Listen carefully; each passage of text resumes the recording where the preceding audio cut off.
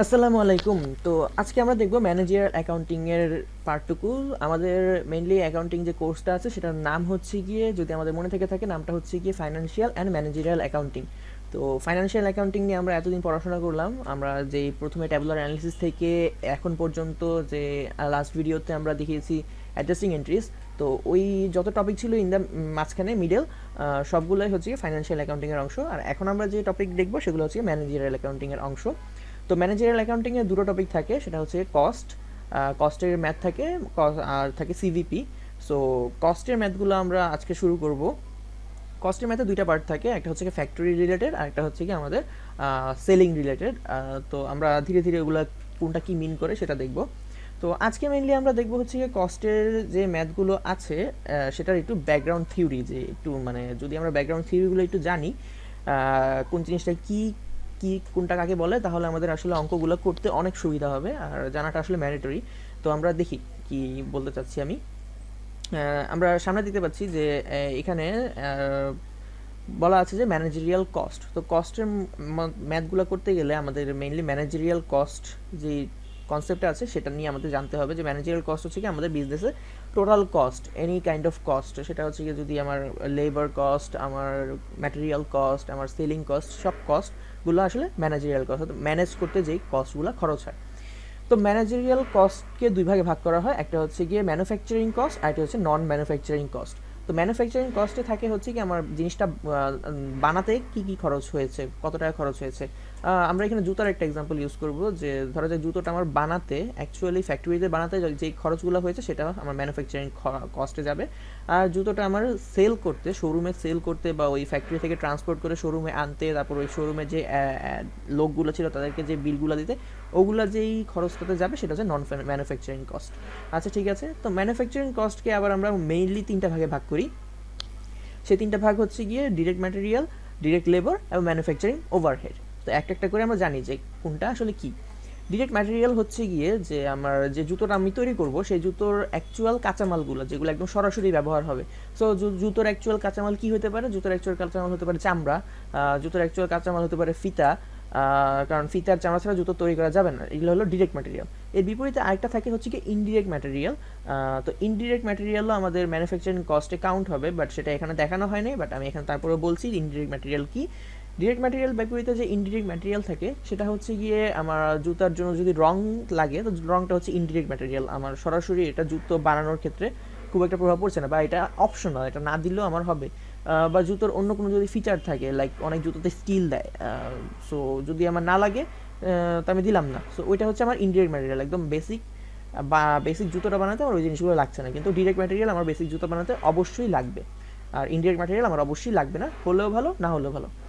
ওকে, তারপর আমরা আসি ডিরেক্ট লেবারে। তো ডিরেক্ট লেবার হচ্ছে গিয়ে সরাসরি ফ্যাক্টরি ম্যানুফ্যাকচারিং কস্ট, আমি আগে বলেছি ফ্যাক্টরিতে যে খরচগুলো হয় সেটাকে বলা হয়। তো ডিরেক্ট লেবার হচ্ছে কি ওই ফ্যাক্টরিতে যারা সরাসরি কাজের একদম প্রথম থেকে শেষ পর্যন্ত, অর্থাৎ জুতোটা তৈরি হওয়ার একদম শুরু থেকে একদম শেষ পর্যন্ত সরাসরি কাজ করে, তারা হচ্ছে গিয়ে ডিরেক্ট লেবার। আর এর বিপরীতে ইনডিরেক্ট লেবার আছে, ধরো ফ্যাক্টরি দারোয়ান বা ফ্যাক্টরির মধ্যে ঝাড়ুদার, তারা যারা আছে যারা সরাসরি আমার জুতোটা বানানোর ক্ষেত্রে কন্ট্রিবিউট করে না, but still important but optional, তারা হচ্ছে কি আমার ইনডিরেক্ট লেবার। তো আমরা দেখলাম ডিরেক্ট লেবার কি, ইনডিরেক্ট লেবার কি। লাস্ট যেটা আছে সেটা হচ্ছে ম্যানুফ্যাকচারিং ওভারহেড। তো ম্যানুফ্যাকচারিং ওভারহেড কী জিনিস?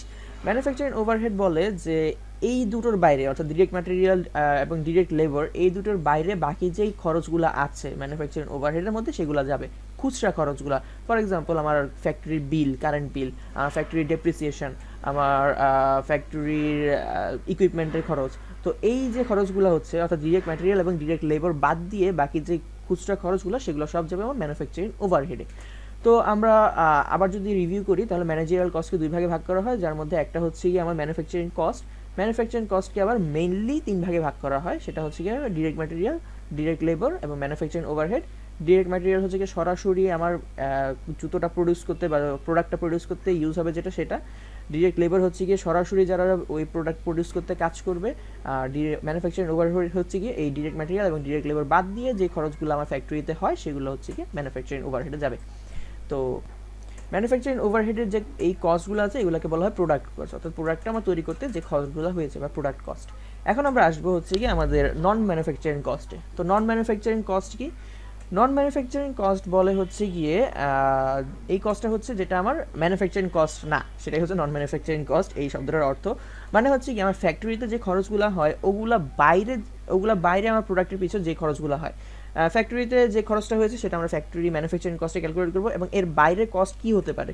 এর বাইরে হতে পারে যে আমি যে শোরুমে জুতাটা রাখছি সেই শোরুমের ভাড়া, ওই শোরুমে যে লোকগুলা কাজ করতেছে তাদের যে স্যালারি দিতে হয় সেগুলা, আমার যে ফ্যাক্টরি থেকে আমি জুতোটা বের হওয়ার পরে আমার এখান পর্যন্ত আনতে ট্রান্সপোর্টেশন খরচ, আমার মেনটেন্যান্স খরচ, এই সবগুলো আমার নন ম্যানুফ্যাকচারিং কস্টে আসে। তো নন ম্যানুফ্যাকচারিং কস্টকে আমরা দুই ভাগে ভাগ করতে পারি। দুই ভাগে কি কি? সেলিং এক্সপেন্স এবং অ্যাডমিনিস্ট্রেটিভ এক্সপেন্স। সেলিং এক্সপেন্স কি? সেলিং এক্সপেন্স হচ্ছে গিয়ে আমার যে জুতোটার কোনো কমিশন আছে কিনা, বা জুতোটা আমার ওই দোকানে রাখতে যেই খরচগুলো হচ্ছে, এই বা সেলিং রিলেটেড যে এটার পিছনে যে খরচগুলো হচ্ছে সেগুলো হচ্ছে সেলিং এক্সপেন্স। অর্থাৎ এমপ্লয়ীদের খরচ বাদ দিয়ে ওই দোকানটার ভাড়া, ওই দোকানটার মেনটেন্যান্স, এনিথিং, মানে ওই যে জায়গায় আমি রাখতেছি ওই জায়গাটা সহ, বা কোনো ট্রান্সপোর্টেশন যদি লাগে, ওই খরচগুলা যদি আমার মানে সেল করতে যে খরচগুলো হচ্ছে সেগুলো হচ্ছে কি আমার সেলিং এক্সপেন্সে থাকে। আর অ্যাডমিনিস্ট্রেটিভ এক্সপেন্সে থাকে হচ্ছে কি আমার ওই শোরুমটা আমার মেনটেন করতে যে লোকগুলো আছে, যে এক্সিকিউটিভগুলো আছে, যে সেলারগুলো আছে, তাদের পিছনে বা তাদের স্যালারিতে যে খরচগুলো যায় সেটা যায় আমার অ্যাডমিনিস্ট্রেটিভ এক্সপেন্সে। তো নন ম্যানুফ্যাকচারিং কস্টে এই দুটো আমরা সেলিং এক্সপেন্স এবং অ্যাডমিনিস্ট্রেটিভ এক্সপেন্স, আর এটাকে পিরিয়ড কস্টও বলা হয়। তো মোটামুটি আমরা একটা ওভারভিউ পেয়ে গেছি যে ম্যানেজারিয়াল কস্টের কী কী ভাগে ভাগ করা হয় এবং ওই ভাগগুলোকে আবার কী কী ভাগে ভাগ করা হয়। নেক্সটে আমরা এই প্রত্যেকটার একটা করে এক্সাম্পল দেখবো, এবং এক্সাম্পলগুলো ধরে ধরে আমরা বুঝবো যে আসলে কোনটা কী। একটা এক্সাম্পল থাকবে, সেটা আসলে ডিরেক্ট ম্যাটেরিয়াল নাকি সেটা ডিরেক্ট লেবার, সেটা কি সেলিং এক্সপেন্স নাকি অ্যাডমিনিস্ট্রেশন, কোনটা কী, এগুলো আমরা এক্সাম্পল সহ দেখবো।